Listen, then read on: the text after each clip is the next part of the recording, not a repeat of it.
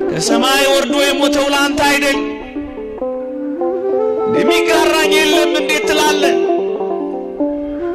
የሚያደንቀኝ የለም እንዴት ትላለህ?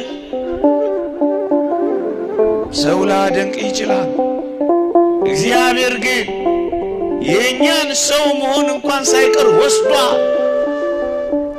ይህ እንኳን አያስደንቀንም? የተወደዳችሁ ወጣቶች ችሎታዎቼን፣ ተሰጦቼን፣ ስብዕናዬን የሚያወድስልኝ የለም ካላችሁ ፊታችሁን ወደ ሕያው እግዚአብሔር አዙሩት። ወደ ቅዱሳት መጻሕፍት ተመልከቱት ወገኖቼ። በሙሉ እናንተን ነው የሚያደንቀው፣ እኛን ነው የሚያደንቀው። ፍጥረት ሁሉ ትኩረቱ እኮ ሰው ላይ ነው።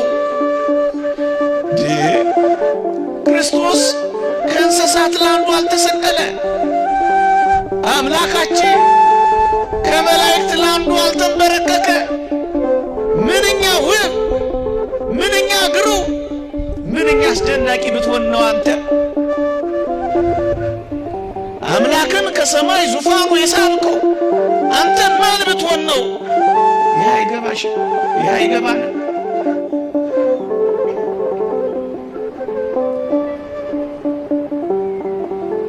የኔ የሚልህ አለ።